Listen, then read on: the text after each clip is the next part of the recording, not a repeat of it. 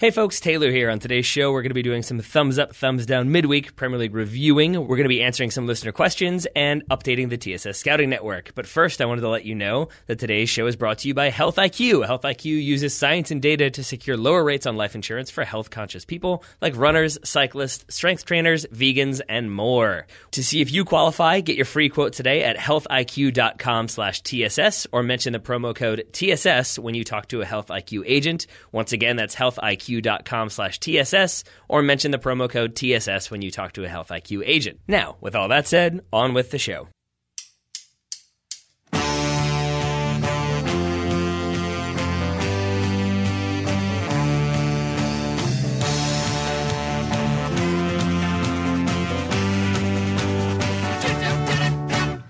Hello and welcome to the Total Soccer Show. My name is Darryl Grove. I'm joined by a man who was confused today. He thought it was the weekend. His name is Taylor Rockwell. Hello. Hello. I was maybe confused by that. It sounds like you were confused by your own name for a moment there. I always know what my name is. The reason you might have been confused about the day of the week is because we had a full Premier League slate of fixtures over Tuesday and Wednesday. We did. And it wasn't even the weekend. It was not. It came fast, right? It did. We're in the period of the year where Premier League just plays every single day until the players drop from exhaustion. This is true. Welcome to December. If you didn't watch these games, you'd be forgiven because it does feel like they were like, all right, midweek fixtures, let's not get anything too exciting. Let's save it all for the weekend. There was some good stuff. Oh, there definitely was, but there were no like big drama games. There was no Manchester Derby. There was no It was nothing too thrilling for Tuesdays and Wednesdays. But we're going to review the Tuesday and Wednesday action with our patented. It's not patented. No, it's not. Thumbs up, thumbs down. Maybe one day. Thumbs down. Don't tell people. Thumbs down. They're going to go out there and do that for us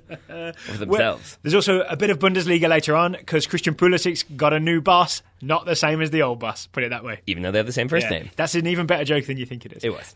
So, where do you want to start us, Taylor? Where are your thumbs for the Premier League? I want to start with Liverpool, I think. All right. Liverpool's 0-0 draw with West Brom, the obvious place to start when you're talking about action-packed games. But I'm going to say thumbs up to Paul Tierney. And I know Liverpool fans might not like that, but he's the referee. He plays for the guys wearing black jerseys who disallowed Liverpool's goal. And I'm going to say it was the correct decision, even if many people might disagree. So this is Dom Solanke, I believe, had the ball in the back of the net. He did. I'll be honest, I was kind of excited when I first saw this because I thought, I'm pro Dom Solanke. I want to see him do well, young English player. I know, buddy. So I would have liked to see him get the ball in the net. Yes. And he did, but it didn't count. It did not. Why not? Okay, so this is the confusing part because it was ruled to have come off of his hand, which it did. Yes. The issue then was, is there any way that it was intentional? And I would say it probably was not intentional. Is that actually the issue, though? I mean, I think for that's a lot not what it says in the rules, right? No. So I think it's like you have to have gained an advantage. Basically, the key points here that I'm going to go with are decisions will be made to the best of the referee's ability according to the laws of the game and the spirit of the game, and will be based on the opinion of the referee who has the discretion to make appropriate action. You sound like you've had some outside help from a referee on this one. That was basically what I read. So okay. Then I contacted TSS official referee consultant Scott Zawadzki and asked him, and he basically said the expectation is that if you play the ball onto your arm, the move was entirely your responsibility. The thing that I had missed here is that it comes off of Solanke's chest first. It's not just that it he has his hand up and it happens to hit it first and he has no idea. I think the idea is that if it comes off your chest and then goes onto your hand, it can then be argued that you have some control over the ball. It also suggests that maybe you don't have as good a control as you should have. Yeah. Because I'm sure if Solanke was chesting it perfectly, he wouldn't be chesting it into his own arm. Yes. Yeah, but I think people kind of have this idea that it doesn't say anything about referees interpreting the game, so it's just got to be called according to the laws of the game, and that I would say is an overly narrow interpretation of the rules because that's not what referees do. Scott's point was this is sort of similar to maybe it was a penalty in the 93rd minute, but is that really how I want this game to be decided? I'm not given that penalty. Same thing here. The referee can say maybe he didn't necessarily mean to handle the ball, but it's still a very controversial goal to give. I think it was a handball. I'm giving it as a handball. So no goal. Yes. No goal. All right, so it finishes Liverpool 0, West Brom 0. Yes. And again, I think this goes back to the Merseyside Derby thing of Liverpool also missed 2 or 3 clear-cut, very obvious opportunities, and if you finish those, you don't have these sort of talking points. I think that's 2 games in a row where maybe some drama with an official has disguised the fact that Liverpool failed to finish their opportunities. Okay, well, since you've been giving thumbs to referees, I'll do the same. It's a good referee show earlier on here. Thumbs up to Robert Madley. It's a name I don't know, but he was the ref in the Spurs. We did some referee Googling today, We did do some referee Googling. This is all about the Serge Aurier goal. Yep. So Serge Aurier scores the opening goal for Spurs from a sort of, he's the right back, he's in a sort of attacking right-sided position. It's definitely a cross, right? But he's fouled by Izquierdo, as I believe how you pronounce it, as he's putting the cross in. So Izquierdo fouls him and gets kind of a deflection, I think, on the ball, so that the ball loops over the keeper into the back of the net. Yes. But there's a really interesting moment where essentially Izquierdo fouls Aurier. You see Sissoko, I believe, number 17, Sissoko, appeal for a free kick. Yep.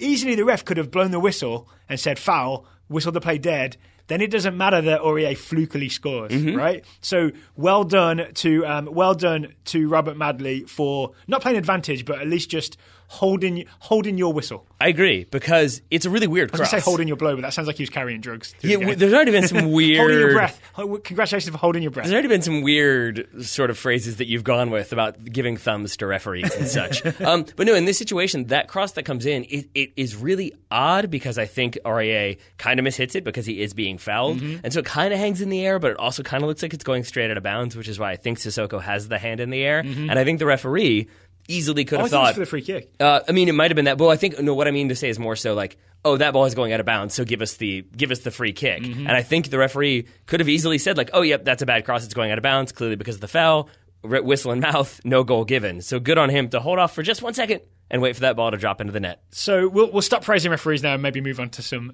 players. Sure. So Son scores the second goal, finishes 2-0 to Spurs against Brighton. There we go. Sorry, I did it again. In trying to give that proper information, I stepped over it again because I did in the beginning. 2-0 to Spurs over Brighton. Taylor, you think I've never done this before? Do this multiple times a week. You kind of forgot your name in the beginning, that's all I'm saying. Garrel drove. Obviously. What else you got, Taylor? Thumbs for the Premier League action. Yeah. I'm going to go to Manchester United's 1-0 win over Bournemouth, and I'm going to say thumbs up. The least exciting win for a Manchester team today? I said this to you before we started recording, I genuinely fell asleep twice trying to watch this game. And you support this team? I do. It was not fun. Wow. And there's a huge amount of debate going on multiple different Manchester United Reddit boards about real fans versus fake fans and how, well, we still won the game, so you shouldn't be criticizing. Oh, no. You're not gonna bore us with that, are you? I might fall asleep. No, instead I'm just going to say that it's a strange thumbs up and down to the Manchester United players for coming back, if you're a Man United fan, for coming back from the City loss, which is obviously a big gut punch. And surely Lukaku scoring the goal is a big deal after the really poor game you had against City. I've got faith in Lukaku. Worth saying as well, if you haven't been listening to us the whole time, the whole thumbs up, thumbs down thing comes from early in the season, Lukaku being very sort of gesticulating a lot with his hands, demonstrative, and like giving his teammates thumbs up for good passes and all that kind of stuff. Yes. I think the issue here for me was just that this is Manchester United at home trying to respond to the Manchester Derby loss. Yeah. Outshot 7-2. Were they really? Yes, by Bournemouth. By Bournemouth? Yeah, and really, if you go back and look, it wasn't just Bournemouth taking pot shots. It was David Gea having to make 3 big saves to keep United with this with the win. Doesn't he have that one weird save that I saw this in the highlights? Where it's almost like he's scared of the ball and he sort of cringes. But that's what it looks hits like. It's basically because he's literally hugging the near post because that's the only place that Jermaine Defoe weird could and shoot. unorthodox. But it works, man. But it works. So I'm going to say thumbs up, but down for that one. I'm also going to say this was my favorite one of the day. Thumbs up to I'm going to say it's Angel Gomes because he has the Portuguese influence. Is he like English and Portuguese? Yes, he played for England at U17 level, I believe, and is Nani's godson. He's got a medal to prove it. He does. Well, the World Cup thing, not the Nani's thing. Well, he might have a medal for that. I'm not sure how that works. But I'm going to say probably one of his League Cup cast-offs. Yeah, thumbs up to him for. Well, I meant like the godson. I think you get a gift there. Thumbs up to gaming the system for Angel Gomes because he is essentially the prize of the Manchester United Academy right now, but hasn't really played it all for the senior team. So there was some speculation that maybe he wanted to move away after the Manchester derby. He liked a photo that was like Manchester is blue, and it was all the City players celebrating, and a lot of fans interpreted that as, oh, he really does want to move. He hasn't been offered a contract. He hasn't signed a contract yet. This is not good. He got his first professional contract today, and there's some speculation that he was sort of publicly gaming the system to be like, hey, I might move. Give me a contract. These kids and their social media. Hey, man, it worked. It worked. Can I take us then to the other Manchester team? Absolutely. Because this was the televised game that NBC Sports went with. I mean, we all knew when we saw Manchester City Swansea that this wasn't going to be a fierce contest. Yep. It finished Manchester City 4, Swansea City 0. It is one. Does that make it 15 Premier League wins in a row? I think the all-time record for Manchester City. They're extending their own all-time record. Can I interject to add one thing though? I do think that, again, coming off the Manchester derby, when you've won like convincingly, I would say, in that game if you're Manchester City, and you are on the run that you're on, I actually kind of disagree. I think a game is a game in the past that could have been the slip-up game. Yes. It's the one that they could have lost 1-0 and didn't really take their chances and kind of took their foot off the gas. They did the opposite of that. They've somehow pushed the gas pedal farther into the floor. They had they're grinding through the floor of the car right now. It's like a mid-drive they had a tune-up to make it go even faster and have the pedal go even further into the ground. Pep's like, can we add an extra gear to this thing? I wouldn't be surprised if that's something he demands. But I'm going to praise, rather than praising the whole team, because everybody's been doing that, and correctly, right? We're all kind of terrified of Manchester City right now, which I think, honestly, is... We talked about this off air, didn't we? It's like... Part of the thing is that everyone's extra scared of Man City, so they even have this extra advantage going into games. They're that team now. Yeah. Like other teams have been that team in the past, where like everyone's scared to face like Fergie's Man United in the 90s. That now that they have this aura about them. Yeah, and I think it's like I'm not trying to like tease Robbie Earle or anything like that, but he was discussing this in the post game coverage, and he said, and he was talking about how like well prepared they are. But it was sort of like, if you press, they've got a plan for that. If you sit back, they've got a plan for that. They're just unplayable. And it's like, so they've got plans for things? Like, it wasn't like, that wasn't that exceptional of a point, but it also was because you get what he means. What I'm saying, right? Right, which is that like... In fact, he may have started this whole debate we had off air. When we listened to Robbie Earle and then we had this conversation. That might be. And on the show, we've done it backwards. That's fine. But while I'm like teasing him a little bit because it's like, oh, if they do this, then we've got a plan for that. It's like, yeah, that's your job as a manager. But I think the point is, because of that kind of mystique that Guardiola brings, there is this idea that like if you're playing against I don't know, like no disrespect, but like Burnley, who are, you know, what, sixth right now, I think. They feature in my thumbs. But if they've got plans for how to deal with this and how to deal with that, it's slightly less terrifying because it's Burnley versus Manchester City. And so I do think that there's that added like, oh no, this guy's dribbling at me and he plays for Man City under Pep Guardiola. He must have a whole bag of tricks ready to go. Now I'm terrified and I'm going to stand off. Everyone has like, if this was like FIFA or Football Manager, everyone would be given like a 20% boost in their ratings because they're playing for this Pep team and everyone's scared. But anyway, so we've hit all that. I want to focus on some individuals, and I'm going to give the outside of my thumb, just a glance of the outside of my thumb up, to David Silva's first goal in this game, because that's what he did to Fabianski to put the ball beyond him. This is a really clever goal. I mean, yeah, it's clever because it's obviously very skillful to use the outside of his foot in like a last-ditch effort, but it also speaks to, with what I just said, like the awareness he has. And just that sort of the decision-making in a fraction of a second to judge the flight of the ball really late and recognize, oh, this is going to be a header. I have to adjust quickly, get my body in the right shape, get whatever I can to it, and know how to get that weird part of the body to it to make this goal happen. So if you haven't seen this, it's Bernardo Silva crosses it in. Like it's kind of a nice bending sort of low-ish cross, right? I mean, he goes over the heads of people and drops, but it doesn't go really, really high and like hanging in the air, right? I would say it goes high enough to cause problems. Yeah. I'll get to that in a moment. And lands with David Silva in the box. And David Silva, you almost can't see it on the live shot because there's a defender in the way. I mean, I literally said I don't understand how he scored that. He disappears behind a defender, right? Perspective-wise. And he uses the outside of his foot to direct it to the bottom left corner when everything about his body shape pointed to a header to the top right corner. Yes. And I think there's great misdirection on that to fool Fabianski. I actually don't. Okay. I think that it's a late reading of this. I don't disagree with like the technical brilliance of it. And I want to add though that like when you say outside of the foot, people might think like, oh yeah, I've seen him shoot outside of the foot. It's a bending shot. Oh no, what it's this better is, than that. It's like imagine if you're facing one way and you're trying to score with like the goal to your left. You the listener, he uses the outside of his left foot and basically brings it up to like basically be touching his thigh to then have it hit off his left foot and go into the goal. It's really clever, right? And I think that not many players will be confident enough to do something that weird in the 6-yard box because most players would just want to make sure to hit it and hit it firmly. And this is where I think maybe it's a little bit of improvisation on his part because the defender in front of him... Whose goal is it anyway? Yes. I mean, well, it's David Silva's there, but I get your point.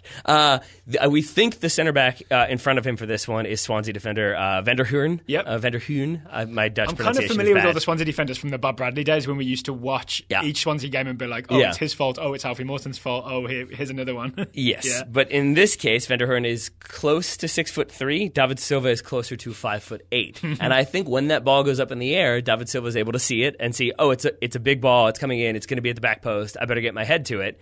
And then I think because Van der Hoorn's in front of him, he can't see it as well. And suddenly Van der Hoorn doesn't get to that ball and it drops in. But now it's not going to his head, it's going to his foot. And he has to sort of slow up his run, hop back in, and then just make contact with that left foot. It is literally the only way I think he could have scored this goal. And that's exactly what he did. My phone agrees. So silver to silver. It finishes 4-0. We honestly could talk about each of these goals, but it would sort of use up the rest of the show. There's the Kevin De Bruyne free kick into the near post with a bit of disguise help from Otamendi, right? There's the other David Silva goal where he kind of defies physics to chip the ball on the hop against Fabianski. And I can't remember who scores the fourth. Is it Aguero, I think, scores the fourth goal. Sergio. Man City 4, Swansea City 0. I'm sure we'll have plenty of opportunities in the future to talk about just how good Manchester City are. And Daryl, I don't want to be controversial here, but I think there's a chance Man City win the title this year. So so Man United won, Man City won. I assume, I haven't looked at the top of the table, that Man City is still that sort of 11 points clear of Manchester United, right? That is true. Mathematically, that sounds accurate. Okay, lots more Premier League thumbs up and thumbs down to come. But first, today's show is sponsored by Health IQ. Health IQ is the insurance company that helps health-conscious people like runners, cyclists, weightlifters, and vegetarians, looking at me, get exclusive rates, lower rates on your life insurance. You have to prove that you qualify. You can send them sort of the data from your running app. You can take one of the Health IQ quizzes to prove that you know about healthy eating. But they want to reward health-conscious people for making healthy choices with lower rates on life insurance. This is true because basically there can be like things that like disqualifying factors for other or life insurance companies, that basically because they're kind of outdated. We've talked previously about like BMI and how that doesn't actually give you that much information. So Health IQ BMI would say that Romelu Lukaku is unfit. I think they classify him as morbidly obese. Yes, he is not that. He's same thing for Tim Howard, I think, which is also not true. So basically, Luke Shaw is though. Man, less so now. He started. Luke Shaw 2015. He's slowly losing weight. I'm going to guess he's been put on a diet by Jose Mourinho. It's the second Health IQ ad in a row that I've been mean to Luke Shaw. Why you got to be mean? I don't know. You're usually so nice to English players. You usually have that bias. I guess Luke Shaw doesn't get it. But we're looking at maybe other people in the soccer field who say have a very high stress job. So maybe some people would say, ooh, that's too stressful. You've got high blood pressure. But they actually do quite a bit of running. That would be officials. Yes, they do. Referees, if they're doing it right, are all over the field. I'm guessing at the top level. We've already praised referees early in the show, so this is very fitting. At the top level, I'm guessing they cover a lot of ground. And therefore, they would qualify for the Health IQ lower rate on life insurance because of how much running they do. Yes. So, Daryl Grove, I've done some research. Would you like to take a guess as to how much or what the distance is in miles, mind you, that referees cover? I'm so glad that you went with miles. I'm going to guess that a professional referee, if that's what we're going with, goes about 8 miles per game. The average is 6 to 8 miles per game. Yes. You'll see it reported that they go 12 miles. That comes from like one CNN article from a referee in 2010. Since then, it seems like maybe there's been more data to indicate that it's 6 to 8 miles. The other thing that I would add, interestingly, because I do find this interesting, is that referees used to be told to go like serpentine because the idea was like if you run in an S shape, you're less likely to be involved in the play. You put yourself away from like the center of the goal. And I think right around the 2014 World Cup, FIFA were just be involved. Like, it doesn't matter. Just run what you need to run. That's like some old advice that someone said once and has become like the common thing to do and is actually incorrect. So it sounds like, yes, the center referee averages 6 to 8, and then the ARs actually have the harder one because it's a lot of like lateral movement followed by 40-yard sprints followed by lateral shuffling. Brett Shea could be a good assistant referee. Yeah, I he think can run those straight lines up and down. Perfect. There you go. It's him and Gabriel Obertan. That's the other one I think of as running in straight lines. It's a deep cut. So if you're a soccer player or a runner, you very well may qualify for the lower rate through Health IQ. To see if you qualify, you get a free quote if you go to healthiq.com/TSS. That's healthiq.com/TSS. Or if you call up Health IQ and speak to an agent, make sure to mention the promo code TSS. And a quick reminder there that it's best if you click the link, which will be in the show notes, or go to healthiq.com/TSS. Don't just Google Health IQ. That does not help the Total Soccer Show. I mean, you'll find Health IQ, but you won't be helping us. You will not. But I guess either way you get life insurance rates, so that's good.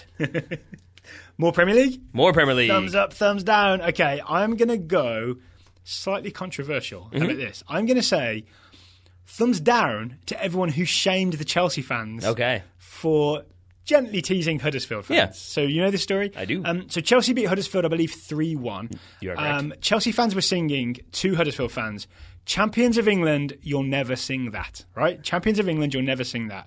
A lot of people are like, oh, don't Chelsea fans know that Huddersfield won the league long before Chelsea ever did, right? Huddersfield won the league in, 1924, 25, and 26. In the roaring 20s, yes. In the roaring 20s. It's never truer than in Huddersfield. Before the Great Depression, World War II, the Korean War, Vietnam. And everything else. Yes. Yeah.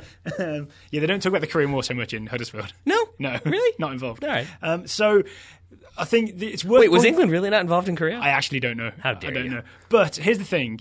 Chelsea fans of the present singing to Huddersfield fans of the present, we're champions of England right now, you'll never sing that, I think is fair. Because they're saying this Huddersfield team now will not win the league and be champions of England, and you won't get to sing we're champions of England. All right. You can't sing about being champions in the 20s when you're the current fans. I'm just saying, Leicester proved some things, Daryl. And when Huddersfield win the Premier League, so that's I'm going to reason, play this audio clip to you. That's a reason to disagree with Chelsea fans, right? But just historically is not a reason to no, do so. I don't think so. Yeah. And I think also most people who knew that about Huddersfield were either diehard Huddersfield fans or had to Google, pedants. or have they ever, or have Huddersfield ever won like the English league title? So basically, give Chelsea fans some leeway to tease opposition if they want to, and don't be too pedantic. That might be the first time and last time we ever say that. But yes, I'm with you on that one.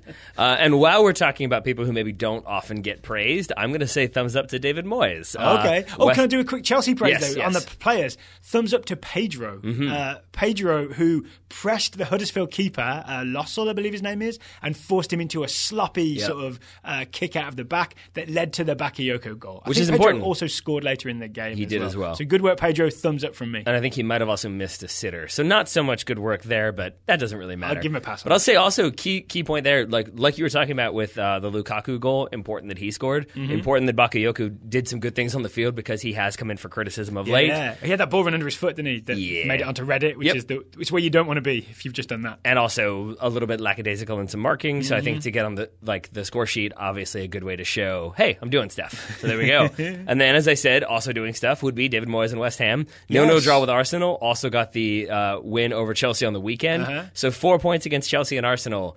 Not a bad start to his West Ham tenure. Certainly David Moyes is turning it around, right? Yes. Now, with some help from Jack Wilshere? I'd say with the caveat that I believe he also lost a game or two when he took charge, so there is that. It took a hot minute to sort of to get it going. Yeah, but it's still a good result at a time when I think people thought, ooh, this is going to turn out very poorly for him and West Ham. Did he drop Joe Hart for this game as well? I'm pretty sure he did, didn't he? Indeed, and Adrian made some good saves. That's a big decision from David Moyes. All right, speaking of new managers then, unless you got anything else on Mr. Moyes. I do not. Thumbs up to Big Sam Allardyce and Wayne Rooney for proving there is life after England. Yep. So Sam Allardyce fired from England in disgrace. I know he got another job after that. Is this why you were Googling if Wayne Rooney is retired so you can make this joke? Wayne Rooney has retired. I was double checking.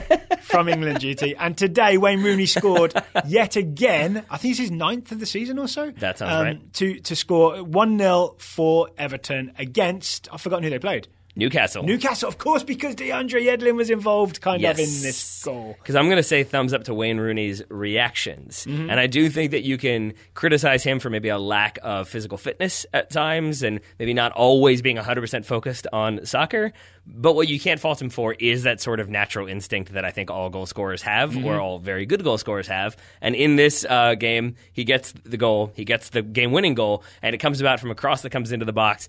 Wayne Rooney jumps to head the ball, does not make contact, but then there's kind of chaos in the box. Aaron Lennon gets to it, heads it, saved, and then Rooney gets the rebound, right? But I think everybody else stops when Aaron Lennon has the header, except for Wayne Rooney, who is closing on that ball to be there to frame the goal, as we say, or whatever it is, get the trash, whatever you want to go with if you're a U10 coach. But that's exactly what Wayne Rooney's doing, and he's not doing that thing. That's how you become England's all-time top scorer. I mean, basically, it's a good point. That plus some penalties. That doesn't hurt. But it is the case that I think so many times we've seen the fours all standing there in that sort of half attentive position as the goalkeeper then does the pounce to save, as Hugo Lloris is wont to do. Mention that great pounce from Lloris in the Spurs game. Yeah. And so I think for Wayne Rooney to just be on it, reacting immediately, I mean that is why Everton get the full 3 points in this game, because he reacts to that shot. How about DeAndre Yedlin then? How at fault is he? So he's the one that doesn't beat Aaron Lennon to the header. Are we blaming him or not? I don't think we should. Okay. I think he gets a little... For patriotic reasons? Maybe, but I think this is also the case where we would not be watching this goal the way we watch this goal if there weren't an American in there. So I think that also factors into the equation, that otherwise we'd just be like, oh yeah, I think there was some loose marking, that's it. In this situation, Lennon runs through, I forget, it's the left back for Newcastle, who I think does not do a very good job of tracking it. I think it's Manquillo who should be a right back. Javi Manquillo, you are correct. He kind of doesn't really track Aaron Lennon. It seems like DeAndre Yedlin is maybe called upon at the last second to step to Aaron Lennon. It's a late switch, I think. And so that's maybe why he can't get there in time to win that header. Mm-hmm. So he is sort of involved, but I wouldn't necessarily put that on him. Fair. That said, when he doesn't win that header and Aaron Lennon does, he then doesn't react, nor does really any other Newcastle defender, but when he does. So again, there's some things he could have done better, but I think to blame him would be unfair. Fair enough. Mm-hmm. It had me thinking as well, what happens with Newcastle if they do get a new owner, right? Mike Ashley has put the team up for sale, and the new owner comes in and is like, yeah, we're going to improve this team, we're going to spend some money. Does Yedlin survive that sort of investment of cash in new players? I think so. You do? Okay. I think so, specifically because he's been there with Rafa Benitez since the championship last season, has been there long enough. Because this assumes Benitez is still in charge. I mean, yes. He definitely will be. Yeah. I can't imagine a new owner would come in and be like, hello, high-priced, well-known name. Overqualified Newcastle manager? Yeah, exactly. So my guess would be that Rafa Benitez is okay with DeAndre Yedlin. Maybe he looks to get some more goals, and that's sort of tends to be what so new the managers... investment is at the other end of the field. And I think it's also, because I think that's also what new owners would prefer to splash cash on, is the person who's going to be the marquee name to put bottoms in the seats and sell some tickets. Yeah, bottoms in chairs, as they say. Mm-hmm. The well-known phrase. Can you tell that I coach 4-year-olds today? You have to just soften your language a little bit. Okay, any other thumbs? I've got one sort of major-ish one. I've got one up and one down. Both in the same game, Leicester City's 4-1, win over Southampton away. Okay. I'm going to say thumbs up to Claude Puel's revenge.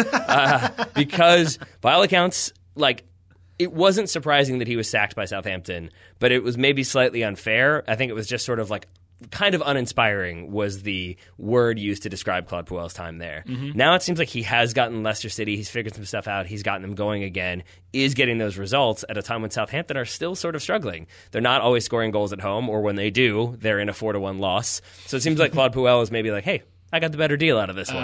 I got 2 Mahrez goals, and a Kazaki goal, and a King goal. How about that? And it looked King me. It looked a lot like that. Like all those goals looked very reminiscent of Leicester when they won the title. It was just kind of quick break, but everybody knew what they're supposed to be doing and where they needed to be in order to make things happen, and that's exactly what they did. Everyone looked terrified of Riyad Mahrez. Yep. Remember that first goal? Everyone's backing off him, backing off him, and suddenly the ball's on the back of the net. Yeah, we've joked about these goals before where it's just sort of okay, I guess I'll shoot then if you guys really don't want to put me under pressure. So I think it's credit to Claude Puel and Leicester, and then I'm going to say thumbs down to Dusan Tadic. So Southampton do get their one goal. I'm laughing because I know why. Yeah, and credit goes to Yoshida for the goal because it's a cross that comes in. I'm guessing it's a cross, but it's a low-driven one that ends up in the back of the net. Dusan Tadic absolutely runs away celebrating this like he scored the goal, and then replays show that he did not make any contact with the ball at all. He did a swing and a miss. And the thing is, I can say from personal experience, he knows he didn't make contact. Yeah, you know when something touches your foot. You absolutely do. And even you could make the argument maybe he, somebody kicked him or he got contact from a defender and so he couldn't quite tell. No, you still know if you got a touch on the ball. Mm-hmm. Dusan Tadic just wanted credit at a time when your team is losing. It just maybe this is the old man in me coming out of you kids today. But it was just sort of man, that is not the time to run off celebrating. It's the time to get the ball out of the back of the net and run to midfield to put that ball down. Not to be me. Celebrating a goal you didn't score. Yes. Okay, how about a belated thumbs up to Burnley Football Club's defending? Agreed. How about this? So Burnley beat Stoke 1-0 at home today. They are 6th in the Premier League. Burnley are 6th in the Premier League, and it's nearly Christmas, right? This is not an early season fluke. This is a thing that is happening. It's not quite a Leicester City story, but it's still a really impressive story. Yes, and Burnley are 6th in the Premier League. And this is where if we had done this show yesterday, it would sound slightly better because we could have said Burnley are the Champions League spots. Yes.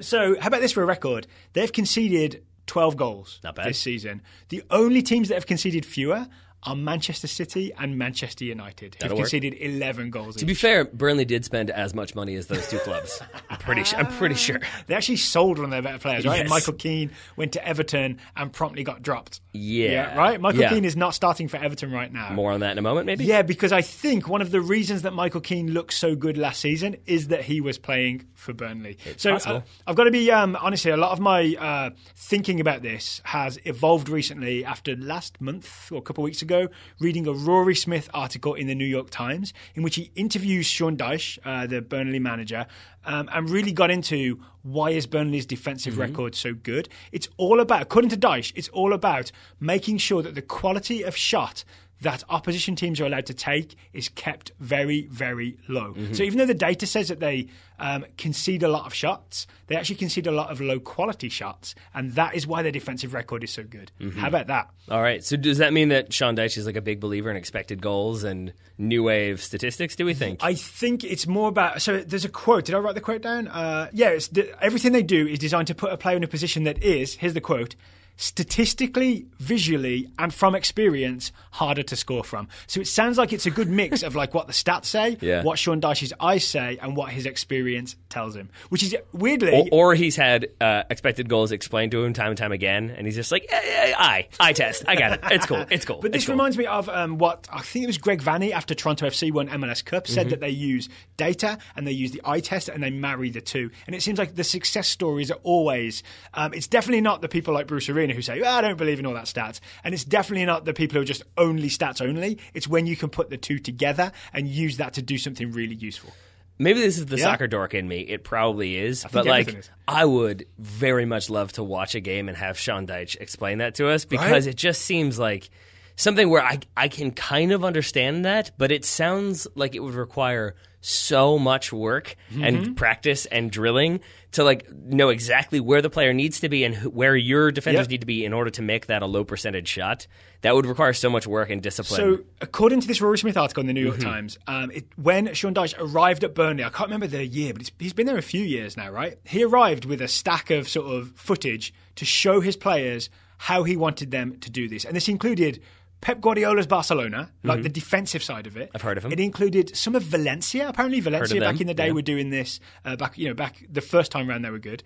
And also some, they don't name the team, but it was a random Argentinian team who were doing exactly the thing that he's focused on. And he says he spent all the time in training practicing this specific thing of keeping opposition to low percentage shots for all those years. And it's just getting better and better each year. Yes. How about that? So it's a long-term project that he's working on. And I think on the one hand, it's good that like he's going to get the credit for this, that Burnley will get more publicity for what they're doing. But on the other... I'm not sure they will. I mean, this is one article published in an American newspaper. True. By an English journalist, but it's not getting as much play in England, I don't think. But I kind of feel like maybe they don't want this published because it does make me wonder. We talked about it before. Well, we talked about it before with Michael Keane, that like there is a question of like, is he a really, really good defender who deserves £30 million or whatever he was this summer? 25 or 30, yeah. But he was like a Man United Academy cast-off that they thought, nah, we're not good. And then he goes to Burnley and then plays very, very well. And suddenly he gets this huge move and is now dropped. And it does make me wonder, like, are there system defenders that it's just the system is so good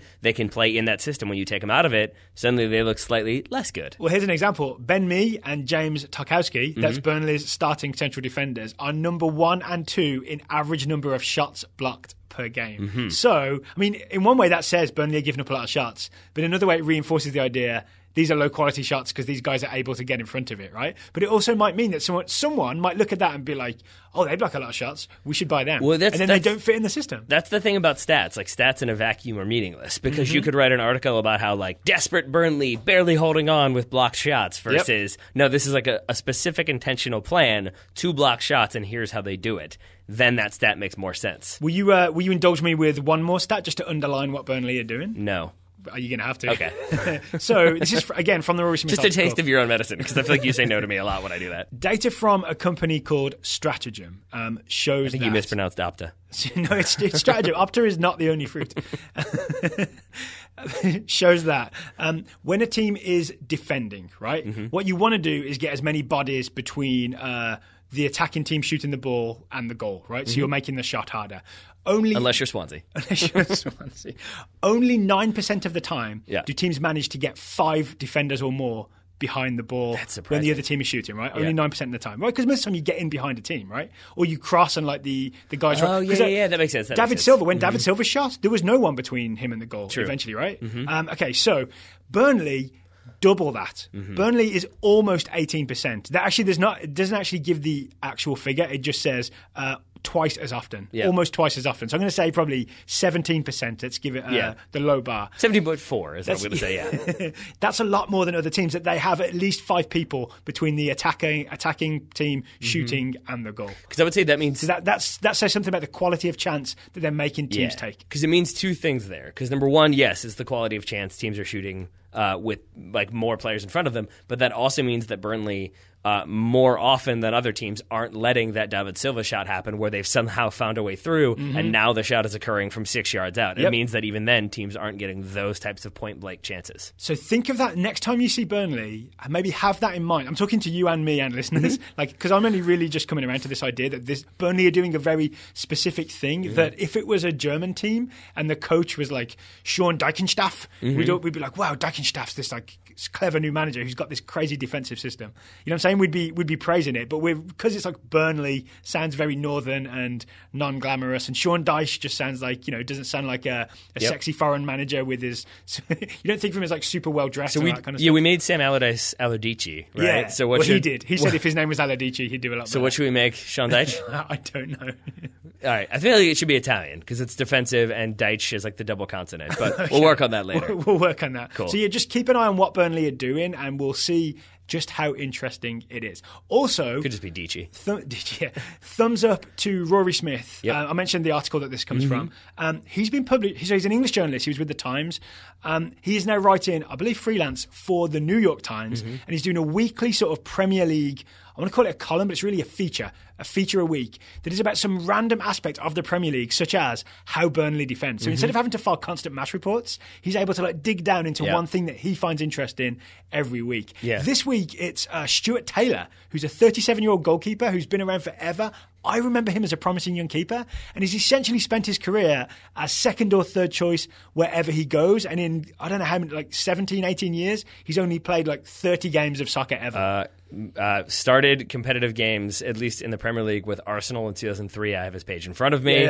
2003, has played every season since then. 27 total appearances. There we go. Ever. So it's a really... I haven't read it yet, but apparently it's a fascinating insight into why he chose to do that. And the answer is not just money and how that happened. And essentially, a lot of promises were made like, you'll come in as the third choice and, you'll get promoted. But you can do your whole career like that and get to 37, where most keepers are starting to wind down. Yeah. So that's the type of thing. So thumbs up to Rory Smith for that. Man, that would be so hard, because in that like length of a career as a goalkeeper, like if you told somebody that like, I played in the Premier League for what, like 18 years, 17 years, whatever, and they, that'd be like for clubs like Arsenal and Manchester City and Southampton, like you'd think there'd be all these stories like, who did you play against? Like, well, no one really. A lot of reserve players. But one time I played 360 minutes for Reading. Does that count?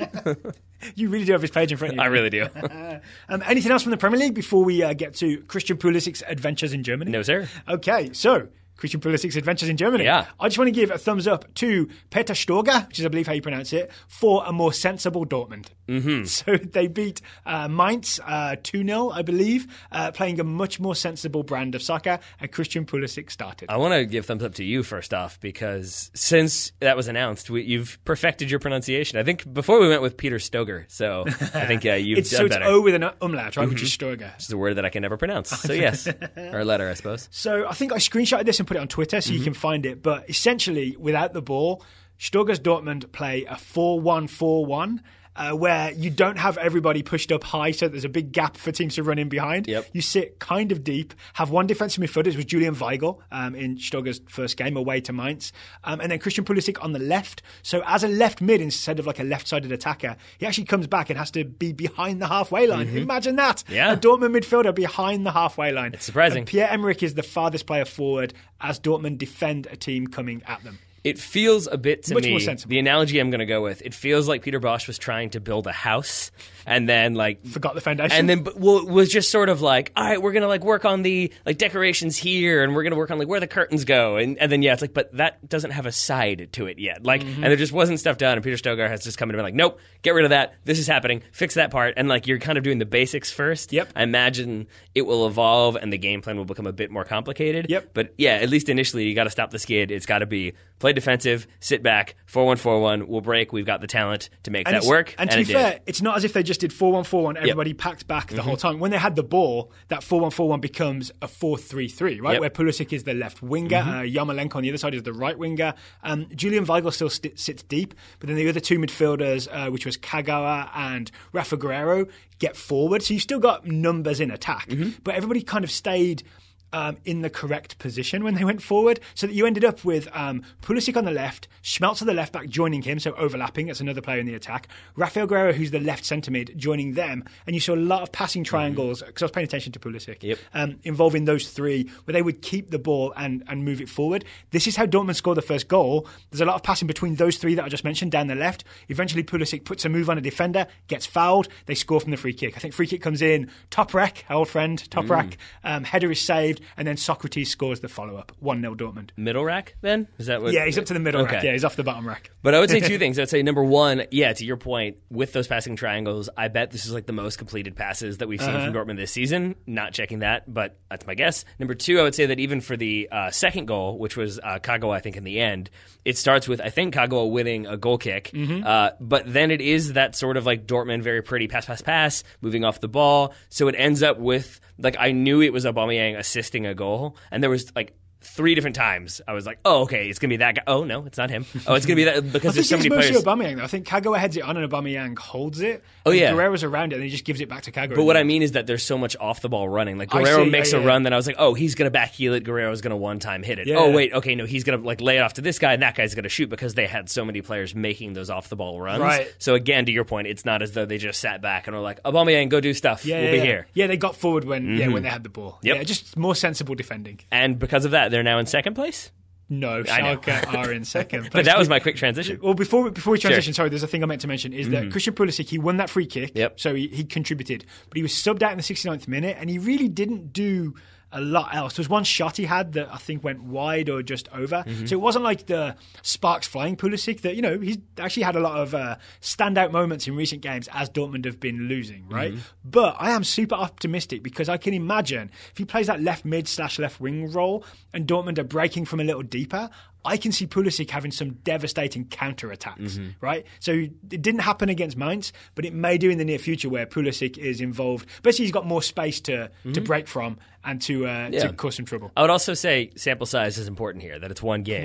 And what you want to do... 69 minutes is what we've got. Yeah, but what you want to also look at is what you want to think about is what he's being asked to do. That maybe if he goes in there and is being told play discipline, to stay back, guard your channel, but then he goes on this mazy run and scores, that's pretty, but that's not necessarily what he's been asked to do, and that might actually not be that good for him. So I think you got to kind of keep that in mind and see, because for a new manager coming in, if you've got a player who will sacrifice their opportunities to get forward and attack to do what you're telling them to do, that's a player that you're going to keep playing. So that makes sense to let's see what happens and see how many more minutes he continues to get. It also matches the way the US played against Portugal in the November friendly. It was kind of a 4-1-4-1 / 4-3-3. Sure. So if Pulisic can sort of be playing the same position for club and country, we may be better off going forward. Dave Sarachan, permanent manager?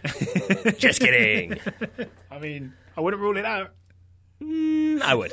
Yeah. And so you mentioned Schalke. I did, yes. I was going to be my transition. I was trying to find a way to do it. But yes, another American starting who is actually second in the Bundesliga is Weston McKennie. So we didn't get to see this game, but Schalke beat Augsburg 3-2, second in the Bundesliga. I believe McKennie played 90 minutes. You are correct. According to Adam Bowles on Twitter, subscribe to his Scuffed newsletter. I thoroughly recommend it. McKennie didn't have one of his best games, but was part of a 3-2 win, so thumbs up. And one thing, I can't remember if we talked about last time, so worth bringing up again. I missed that Goretzka had gotten a long-term injury. So We were a little bit kind of concerned that maybe with Goretzka returning to full fitness, it meant less minutes, or fewer minutes, for McKennie. Stanis Baratheon will be pleased. I don't know. I say I made a mistake. I don't know if he'd forgive the initial mistake. You'd be a finger short. But with Goretzka injured, not something you ever really want to root for by any means, but that does mean that McKennie probably has a little bit less pressure on him. It's McKennie and Meyer are the two first-choice central midfielders for Schalke going forward as they challenge Bayern at the top of the Bundesliga. I think there's one more match day before the winter break. That sounds likely. Yeah.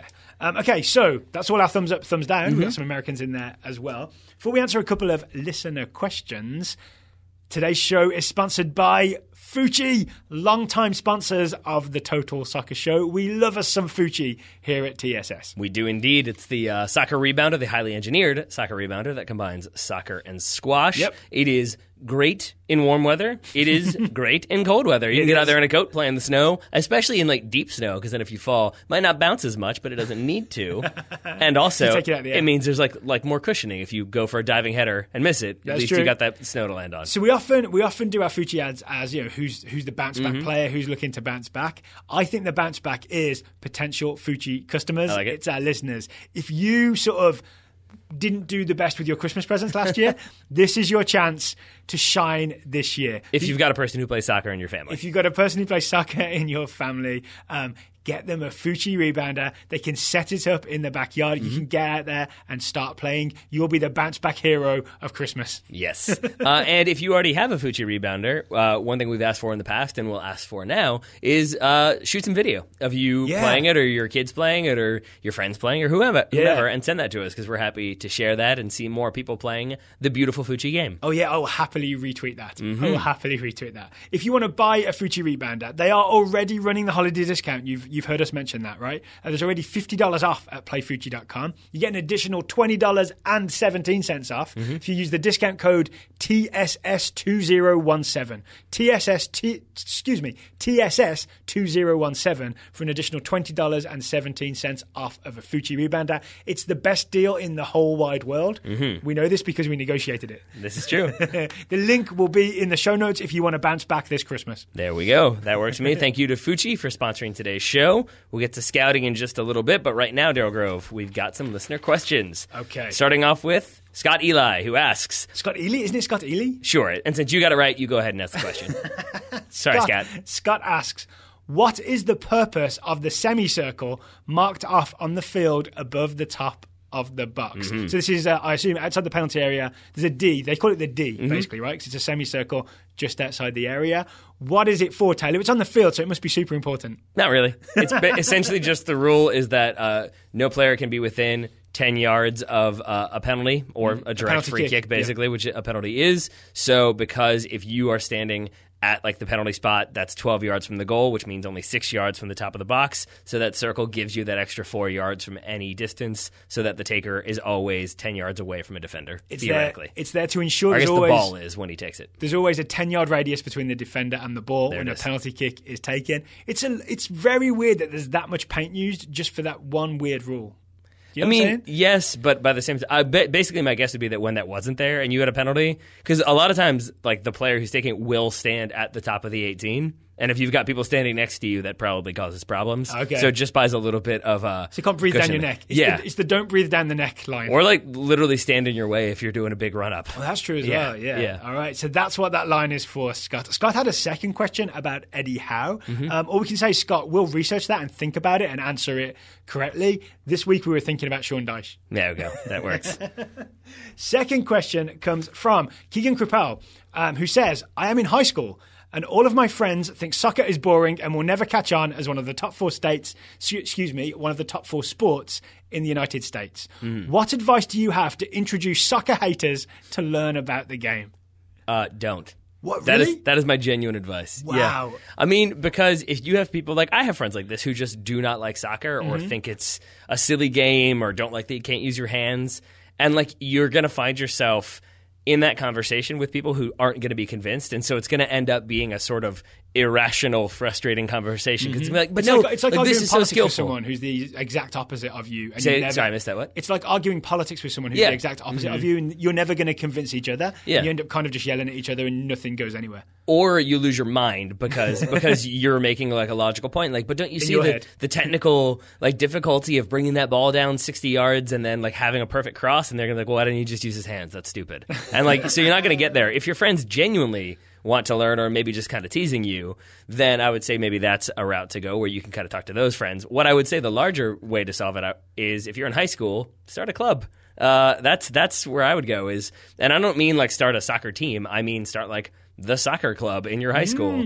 Looked good on your application for colleges, because now you're the president of a thing. Yeah. But also, I bet there are kids out there in your high school who are very interested in soccer and want to watch more soccer. And so you can get together as a group. You can elect yourself president, watch some soccer, do all that good stuff, and then maybe word will spread. People can get more interested. That would be the route that I would go. Okay, I think I agree with all of that. But if Keegan was determined, or someone else was determined, to try and persuade these kids who say they're soccer haters, basically, as Keegan describes them, the one route in might be video games. Yeah. Maybe get them to play FIFA or Pro Evolution Soccer. So. Because I think this is a thing that a lot of kids have got into soccer by playing the video game. I agree. Right? And it's it's almost like a side door into enjoying the sport. Because then you accidentally learn, wow, when I dribble with this Messi guy, I seem to beat more people than usual. And you'll see Messi on YouTube or on TV and you'll be like, oh, that's that guy that I sometimes play with. You know what I mean? Yeah. So that's possibly one way in. Football Manager. Our friend Ryan found a way to play soccer on soccer video games in high school, like during high school. I'm still not entirely sure how he did that. I don't know. That's a conversation for you and him to have. But if we managed to get this information to the high school, could we get him failed? I think it was a lot of independent studies that he found a way to align. The other possible avenue is reverse psychology. Like maybe mention to people that this is actually very bad advice, so don't do this. But I was going to say maybe mention to people that soccer's just really complicated and only like quite intelligent people can understand it. And maybe it's just too complicated for you. Go watch something else. That's the worst. Am I going to get Keegan beat up? Yes. Or labeled pretentious, one or the other. So, but I really do think it's just sort of like I think we're past that point of like needing to like be like evangelize. Yes, I agree. Yeah, yeah. For the sport, like if people don't like it, people don't like it, and that can be frustrating because you want to have that bonding experience with your friends. I genuinely agree with that. I don't evangelize for soccer. Nope. Yeah, I mean, and I'm almost like a missionary over here that I should be evangelizing for it. I'm not doing it. You either like it or you don't. To the extent, like it, I'll talk about it. I've had those conversations where people are like, well, tell me why I should care. Why should I watch a sport where I can't use my feet? And I'm just like, I don't know. If you don't want to, don't. Like that's not my job. I'm not going to do that. Because I feel like that's like not a fool's errand, but it's definitely setting it up to be like, convince me of a thing. And it's like, they're making you a straw man. This is Thanksgiving. I'm just trying to eat some turkey, man. Leave me alone. Yeah. But I do think that's an astute point, though, from you that like video games probably is the way in because part of the reason why you want that is because you want the people you hang out with to be interested in the things that you're interested in. Mm-hmm. And video games are probably a thing that a lot of kids are interested in. Yeah. And getting a bunch of kids together to play a FIFA tournament is a good way to do it. It's the Venn diagram. Plus, if you're the only one who's been playing, you'll probably win. There's that. Well, and to your point about Messi, like they might think like, oh, I'll be USA. I love being the United States. And you'd be like, I'll be Argentina and have Messi. And then suddenly they learn like, wait, that guy's really good. I want that guy. Yeah. All right. That could work. Mm-hmm. Thank you to Scott and for Keegan for the questions. If you have questions for TSS, I think we haven't done a very good job of making sure that we get this message out. If you email them to us or tweet them at us, they'll get lost because there's kind of a volume of emails and tweets that come at us. But if you go to totalsoccershow.com/questions, there's a form you can fill out and it populates a spreadsheet where we can keep all the questions in one place. It really streamlines our workflow, to use a very nerdy phrase. But it does, right? And it keeps all the questions accessible for us. Are you trying to get beat up by me? Is that what's happening? Totalsoccershow.com/questions is the place to go. Mm-hmm. Also, a good place to go would be the Total Soccer Show website if you want to submit a scouting report. Oh, yeah. We have 4 reports today, Mr. Grove. All right. Starting with Elijah Bates, scouting Zach Steffen, 22-year-old American goalkeeper for Columbus Crew. All right. Steffen was protected by Columbus, so he was not made available for the expansion draft and is now the only goalkeeper on the roster for the Crew. In addition, Steffen was recognized by OutsideTheBoot.com in their annual U22 team of this season. So Elijah is hoping that all of this means that maybe Stefan gets some consideration in the January camp. So outsidoftheboot.com is a website I really like. They have a lot of sort of good tactical stuff and a lot of good stuff about young players. I think I saw today that Crewe did sign another keeper. John Kempin arrived from the LA Galaxy. I don't know how. I just saw a tweet from Kempin saying excited to be joining the Crewe and working alongside Stefan, which I think means being his backup. Maybe. Could be a Stuart Taylor situation. Or it's his way of being like working alongside him, but also stabbing him in the back. Working slightly behind him. Yes. With a sharp object. Yeah. No, I'm sure that's not what Kempin is doing. Hopefully not. All right, second scouting report. We got our eyes on you, Zach. Comes from Guy. John Kempin, not Zach Stefan. We've also got our eyes on Zach Stefan via Elijah Bates. Thank you. Guy Yedwab is scouting Serge Gnabry, the 22-year-old German wide forward on loan at Hoffenheim from Bayern Munich. Guy says, it's not even January and the struggle for Gnabry is underway. Hoffenheim are interested in having him return for another season. Manager Alexander Nouri stating, he has 1 or 2 steps to go in his development and he is far from where he needs to be if he wants to play at Bayern. Guy says that sounds like Nouri is trying to neg Gnabry into staying. Meanwhile, Bayern CEO Karl-Heinz Rummenigge says it is not planned that he stays. The plan is for him to return at the end of the season and then get integrated with us. I genuinely had forgotten that Bayern had bought him and then immediately loaned him out. Yes, and worth noting also that like the Hoffenheim CEO had nicer things to say about him. That's good. He then went on to discuss the contracts for Ribéry and Robben, this is Karl-Heinz Rummenigge, which are both due to expire this summer.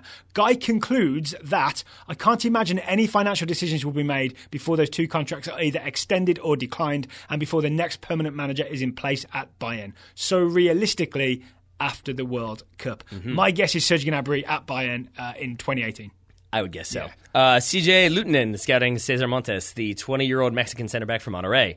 Another bittersweet report from Montes, who returned from injury to start for Los Rayados in the Liga MX final second leg this past weekend. We watched that. It was his first start back after returning from his national team call-up injured. Montes was not at fault for either of Tigres' goals, though that probably won't serve as much consolation. As the game drew on, the young center back was given freedom to push forward when he needed, and nearly tied the game in the 67th minute when his shot fell just wide of the left post. It was a really good shot, yeah. Quick update for Monterrey fans, which I'm kind of starting to include myself in. There is the Copa MX final, which is the Mexican Cup, 21st of December. So Jonathan Gonzalez and Cesar Montes, get another chance at some silverware this season. And Jonathan Gonzalez was named in the team of the season, correct? I think so, yeah. And had an American flag next to his did name. he? So that made me pretty happy. I mean, it's been a roller coaster. Yeah. A glass case of emotions, if you will. Benjamin Tondera is scouting Mason Holgate, the 21-year-old English centre-back for Everton. Benjamin says Holgate returned from injury back in late November and has been starting at the centre-back to partner Ashley Williams ever since. In that time, Everton have gone 2-1-0. Does that mean they've won 2, tied 1, lost none? Allowing only 1 goal. Sure. New manager Sam Allardyce is riding the hot hand, starting Holgate and Williams again in Everton's 1-0 win against Newcastle, as discussed earlier on the Total Soccer Show. As long as Holgate maintains form, he looks to be a fixture in the back line. Good luck, Michael Keane. Indeed. So thank you to Benjamin, CJ, Guy, and Elijah for those reports. And thank you to everybody who has joined the Total Soccer Show Scouting Network. If you'd like to join, it is totalsoccershow.com/join. Easy to remember. I think so. I've had some emails this week from people waiting to find out who their scout is. I will have some free time in the next couple of days to make sure that I get your scouts to you. But not tomorrow, Dale Grove. Not we've tomorrow? got some researching to do. Oh, we do. Okay, so the long-promised Pro Rel show. Oh, boy. We plan to record it Thursday afternoon. This will be sort of, Taylor and I will lay out, assuming that the US soccer system was going to be sort of redesigned to include promotion relegation, how would we do it and what would it look like? That's the plan for Thursday's Total Soccer Show. I've committed it to us now. We're going to do it. I'm tempted to go the route I went with Keegan's question and just be like, yeah, we won't. And then make you do all the heavy lifting. But I'll probably do some research on That's my own. what Dan Garber and Snow Galati do, right? Yeah, works for them. Not in our lifetime, is I believe what they said. Lovely. Yeah. Lovely. Maybe not in my lifetime as president. Yeah. So we're also planning Friday. Is it okay if we share this? Sure. Friday, we bought tickets to see Star Wars. We did. We got tickets to see Star Wars The Last Jedi. Daryl wasn't pleased that I didn't see Rogue One until it came out on Netflix, so he's trying to end that one early this time. We're making sure. But what we're going to do is we're going to pre-record a Star Wars themed intro and re-release our show from back in the day where we did the Star Wars 11. Yeah. I had a quick listen to it earlier. It's still really good. It's very it's original trilogy and then the other trilogy that we don't talk about. Yep. It only covers talk about those 2 movies. It doesn't cover The Force Awakens. 6 movies, but two I know what you meant. It doesn't cover The Force Awakens or Rogue One or the new movie. So expect that on Friday. Expect Pro Rel on Thursday. Big week for us. And since I had to do the Wookiee impression, popcorn for breakfast. I think I'm going to make you do the Wookiee impression on that show. I'll have to practice. I don't think I can do it. I'll practice before Thursday night. In fact, I feel like you shouldn't be allowed to practice. I think you should have to do it right now. It would just sound like me choking. Okay. I don't want to subject our listeners to that. Also, I'm sure that's what it is. Update on US soccer president, since we mentioned it. They announced that 8 candidates got the required 3 nominations to go forward. There's going to be some sort of background checks and all that. So they haven't announced who the 8 are. You're doing the calculations in your head, aren't you? Wait, so were there 9? Is that where we had gone? There was 9 at some point, so someone didn't have the required. I'm like there was a thing that like Paul Caligiuri hadn't done the paperwork. That was a rumor, and there was also Hope Solo said she had the nominations. Remember we talked about that. And Julie Foudy said she didn't. And then Julie Foudy said she didn't. So one of those 2, I believe, won't make it. We'll find out. I'll hold off and say that US Soccer will release the full I just list appreciate the transparency of all this. Thanks, US Soccer. It's really, really wonderful. But if you want to hear some US Soccer president talk, I recorded and published a Top Draw Soccer show this very afternoon with Travis Clark, where we talked about what each candidate has proposed for youth soccer development in the United States and what we think what the impact of their proposals will be and how realistic they are. So if you want some US Soccer presidential candidate talk, Top Draw Soccer Show is the way to go. And bonus news, both Top Draw Soccer Show and this show, the Total Soccer Show, I've heard of it, now available on Spotify. We are now on Spotify, so if that's where you like listening to podcasts, which is kind of increasingly becoming a thing as they expand their catalogue, we are now listed there. You can find us. You got to step your game up, iTunes podcast app, whatever it is. They're doing just fine. They still dominate the landscape. Probably. Apple Podcast is there what they now call it. Sure. Okay, Taylor Rockwell, thank you for taking the time to talk to me today. Right back at you, buddy. Listeners, thank you for listening, and we'll be back again tomorrow with the Pro Rel Show.